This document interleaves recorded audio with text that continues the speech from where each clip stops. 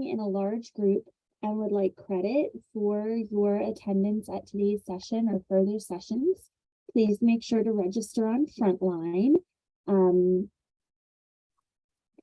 using an email that you frequently check, as the link will be sent to that email address.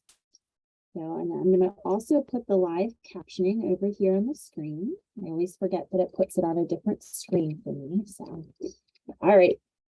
Today's session is going to be recorded. The whole series of sessions recordings will be available after the conclusion of the final episode. So probably sometime around January or February. All right, Amy, and if you want to hit record. Got it. For any of you that are just joining us, good morning and happy Friday to all of you. It's hard to believe that it's already the week before Thanksgiving. I'm sure everyone's ready for that nice break to relax and recharge a little bit. So thank you for joining us for today's Know Better, Do Better series. We are on episode 4.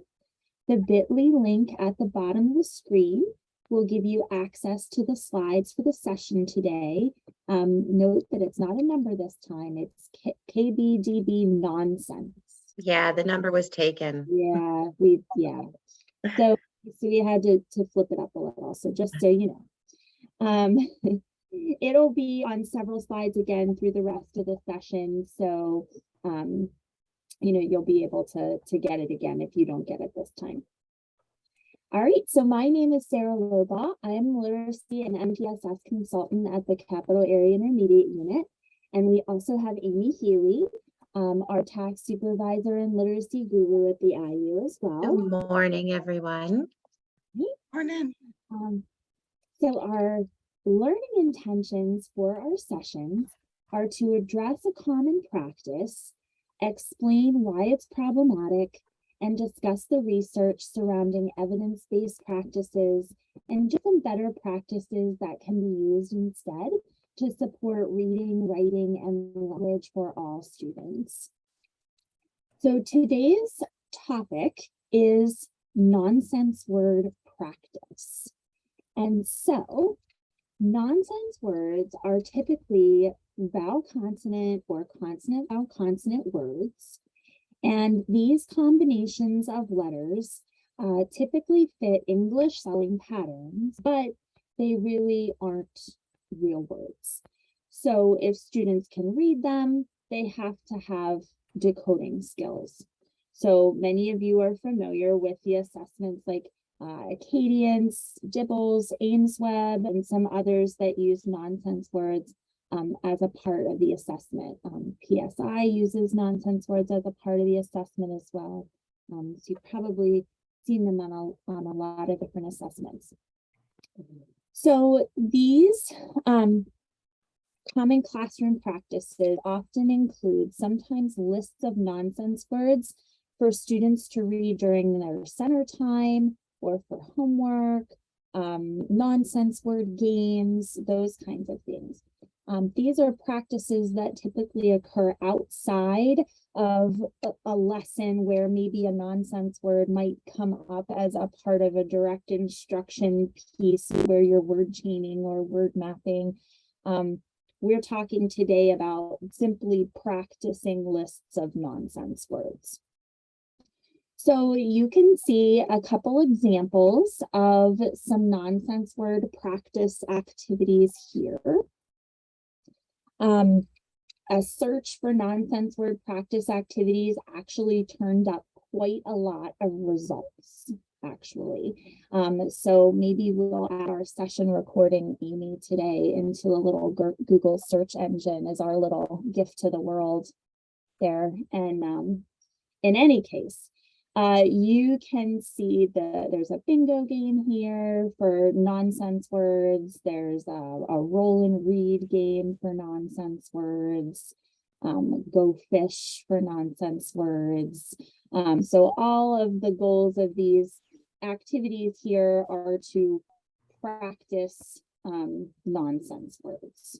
Okay, and so the intent typically in practicing these nonsense words is often to sometimes help students perform better on nonsense word fluency assessments like Acadius. It's also sometimes intended as a way to help students become more fluent and automatic with reading short vowels in CVC words. But the actual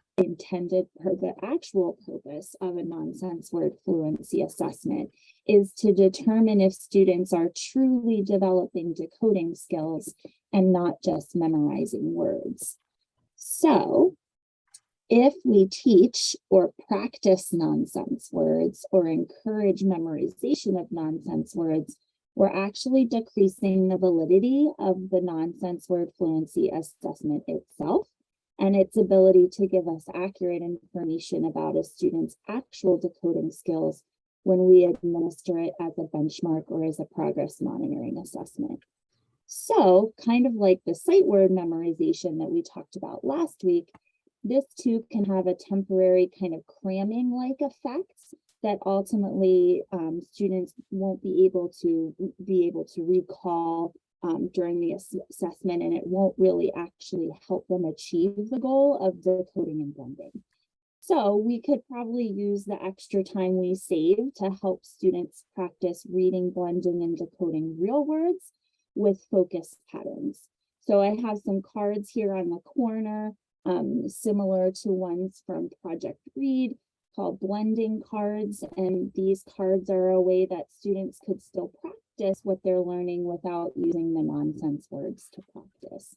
And we're going to talk more about that and what we can do instead to help students achieve proficiency in that decoding and blending area so they'll perform beautifully on those nonsense word fluency assessments without having to practice nonsense words. But first, here's Amy now with the research. All right, so let's talk about the research. So first of all, Sarah was addressing some of this already. Why are we using nonsense words anyway? And as she was talking about, really assessment, that's what we have to think about, is what is the purpose of using nonsense words? It's for assessment purposes. And whether that is formal assessment or informal assessment, it's not part of our instructional practices, but it's something we can embed in to give like an informal check, or we can use it in our screening. For the first bullet here, nonsense word reading test estimate a student's phonics skills. So we can kind of see from the screening if they're getting their phonics skills, the basic phonics skills are in check. We can also use it in spelling to check and assess if they have their letter sound knowledge and phoneme awareness. So assessment is the main purpose of why we're using nonsense words. Yeah. And what are those skills that we're assessing? Well, alphabetic principle is the main one. And what alphabetic principle is just the knowledge of our letter sound correspondence. So it's gnocchi. You have gnocchi, is that what it is? Being able to understand that those letters represent sounds in our spoken words. Another part of nonsense words, and we see this in nonsense word fluency tasks, is that blending aspect. So not just knowing the letter sound correspondences, but then blending those sounds together, or otherwise known as phonological recoding. And that's just using that alphabetic understanding then to decode and blend those unknown words together. The third part of what we're assessing is basic phonics skills. And essentially that's kind of the first two lumped together, knowing our letter sound correspondences and then applying them to decode words. So you see a word up there in the corner like fid.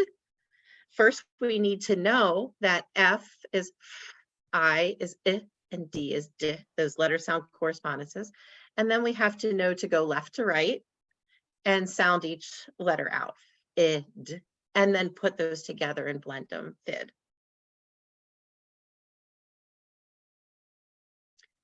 So why alphabetic principle and basic phonics? Well, the first one is that it is a prerequisite to decoding, as we just saw, right? If you don't know your letter sound correspondences, you're not going to be able to decode those words.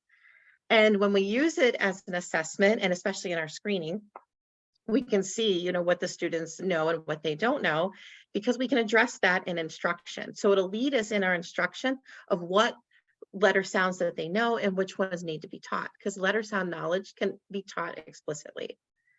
Teaching alphabetic principle and basic phonics leads into gains in reading achievement. We'll be able to read those words, so naturally our reading achievement and reading acquisition skills are going to improve. But the last bullet's kind of the one that I think of most importance and goes back to a lot of what we've been talking about in this series so far. And so a primary difference between good readers and poor readers is the ability to use their letter sound correspondences to read words. So as we talked in previous sessions, when we come to a word that we don't know, we need to prompt students to use their phonics skills to decode that word, to attack that word. Instead of saying, check the picture, instead of saying, skip it, instead of covering it. All of those things that we now know are the compensatory skills that poor readers are doing because they don't have the phonics skills, because they don't have those letter sound correspondences. So it's the big difference between good readers and poor readers is having those letter sound correspondences, and nonsense words is a way that we can assess those skills to see if they have them. So then why do we just not use real words? Because we could do some of the same thing with real words, right? Well, a student might already know the real word. So, and they might know it because they've memorized it, and they might know it because they have the skills, and there's no way for us to know that. So a word like cat, they've seen thousands of times, even before they probably knew at, right? So did they just memorize that word, or do they truly know those skills? Go back to fid, they see that word, it's not a common word that they've already known because it's a nonsense word, and they have to apply their letter sound knowledge. So by using real words in our assessments, we don't always know, do they have those skills that they're applying, or have they memorized? So then we should teach nonsense words, right? Because it's so important. Well, no. And that's why we're talking here today, because we see how important it is. And we know we can learn so much from nonsense words. I love nonsense word fluency tasks. I think when you see what a student is doing to attack a nonsense word and blend it together, it's like getting almost a window into their brain of their word attack skills. To me, it's like one of the coolest assessments there is. But makes you think you should teach it then, right? But no, we should make sure that we're using nonsense words for assessment purposes. And so we're going to talk about some of the things that you can do instead, and we can embed nonsense words within that as our little checks.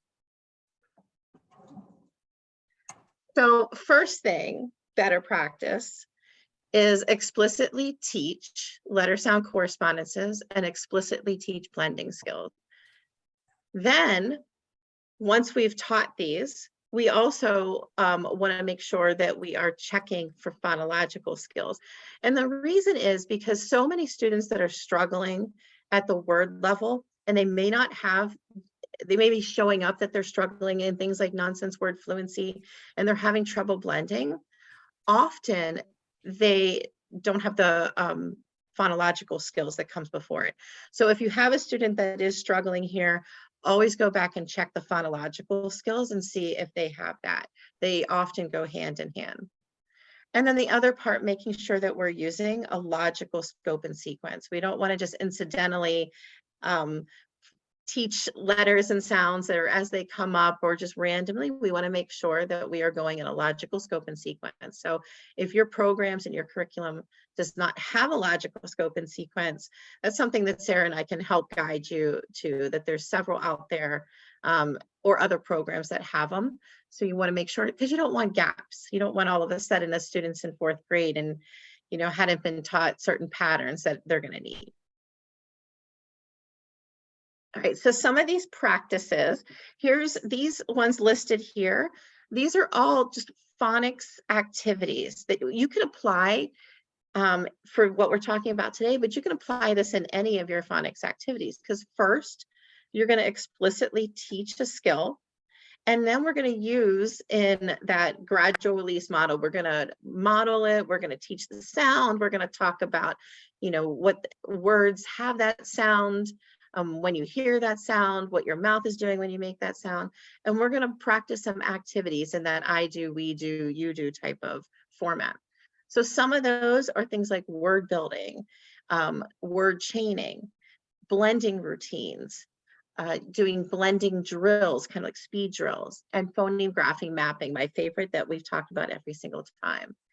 I'm going to show you an example and talk about word chains, and then we're going to go into resources, and it's going to hit on all the other ones as well, so you'll be able to explore some of them. So here's a word chain. Now, word chains can be done a couple different ways, but word chains, first of all, we're focusing on a certain skill. So in our case right here, we have short I that we're focusing on. We're going to explicitly teach that sound. We're going to talk about, other words that make that sound. When we hear that sound, we're going to talk about what our mouth is doing. And then when we get to some of the different activities for applying it, word chains is one of them. And what word chains is doing is just giving practice applying those letter sound correspondences, and how one word to the next word has a real subtle difference. In this chain, you notice there's sip and sit and it and fit.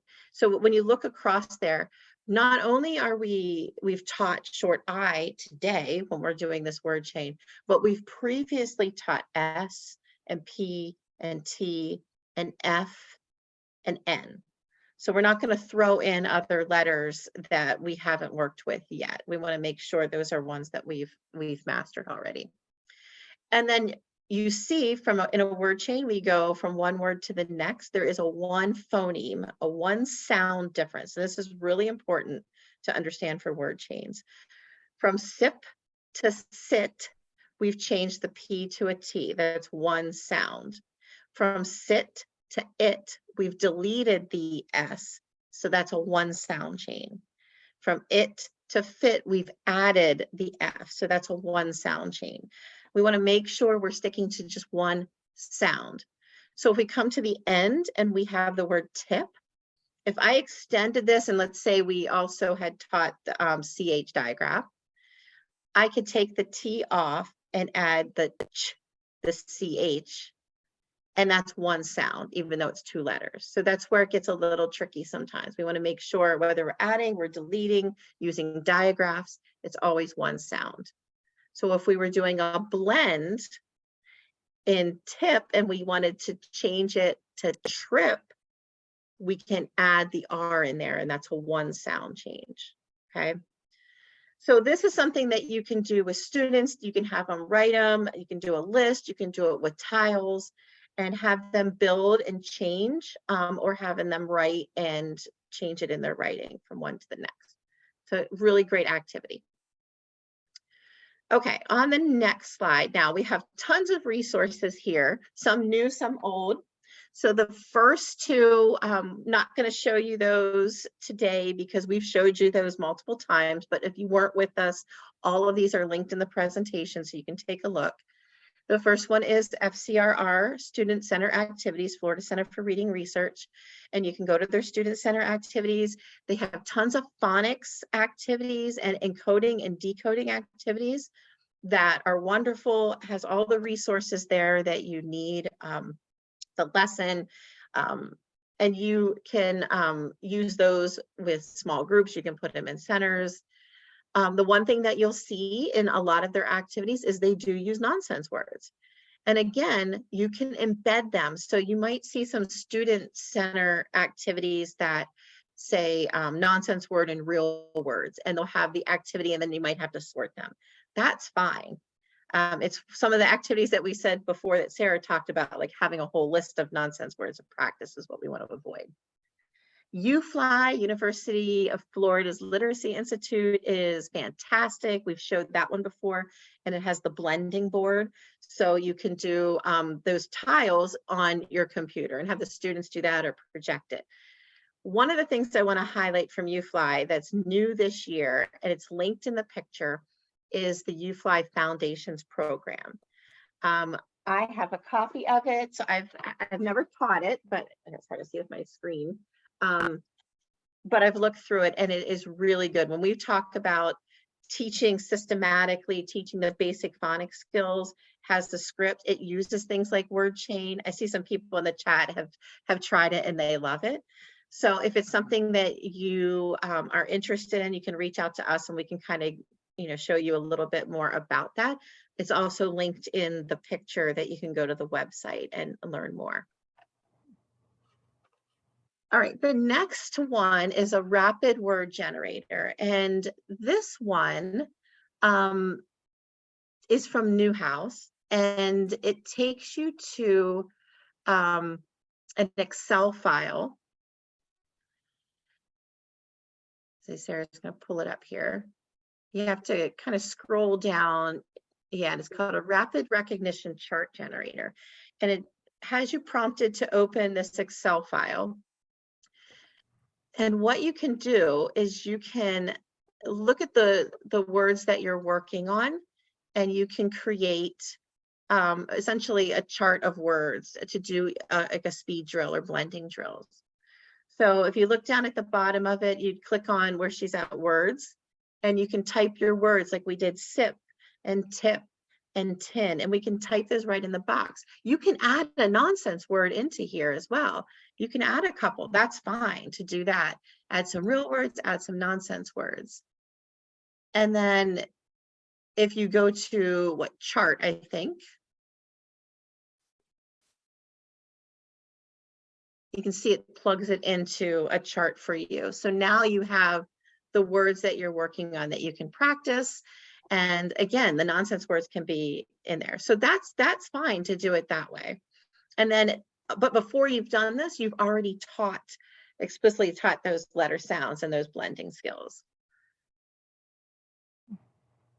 Just a little spin on how you can do maybe something you're already doing and change it a little bit.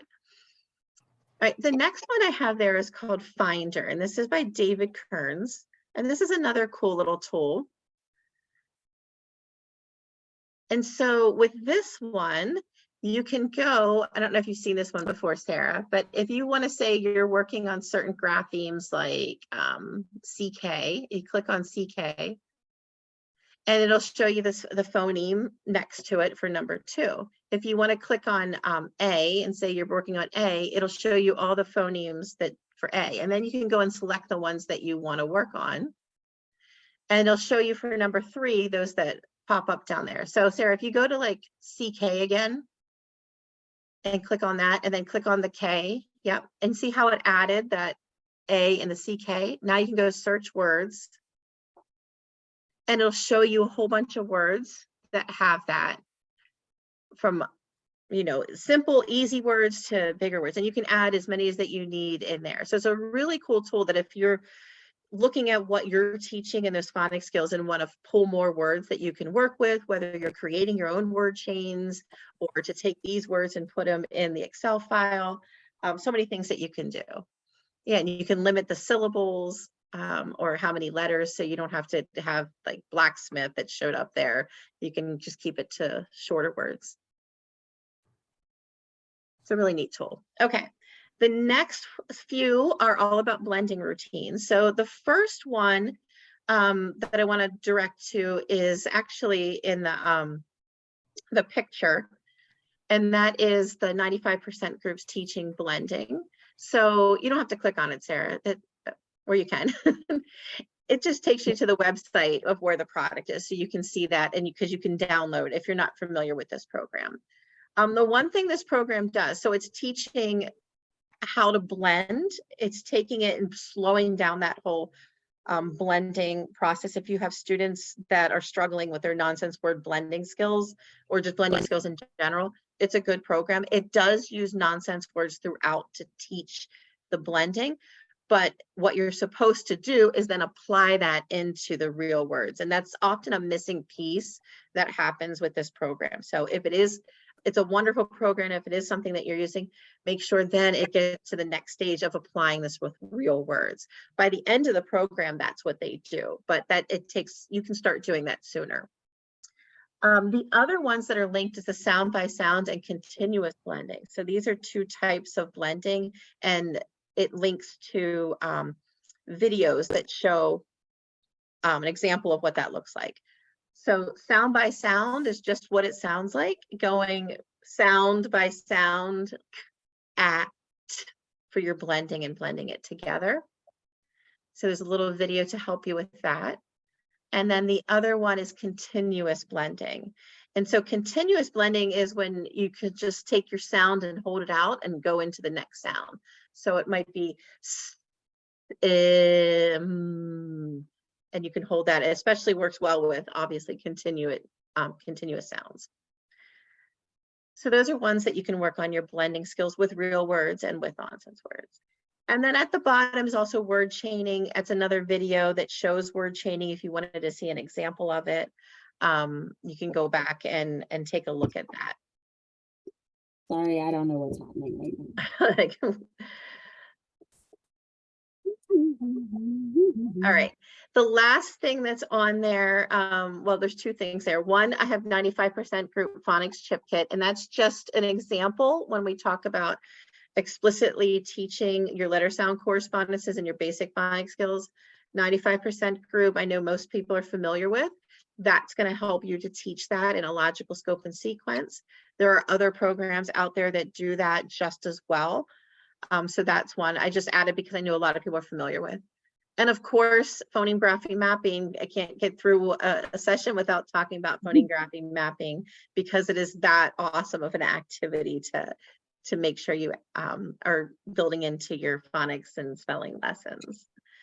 So a whole bunch of things right there. We're just getting at explicitly teaching letter sound correspondences, using that in a logical scope and sequence, and then using your nonsense words to check, build them in here and there, but not just practice nonsense word fluency. All right.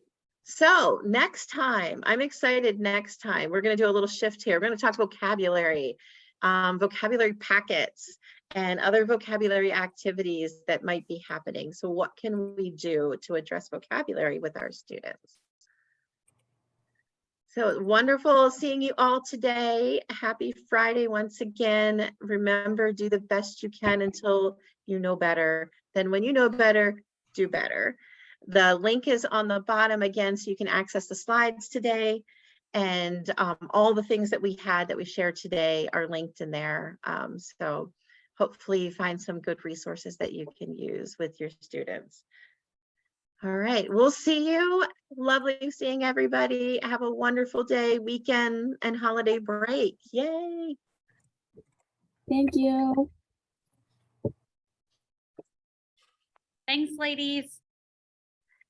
Thank you.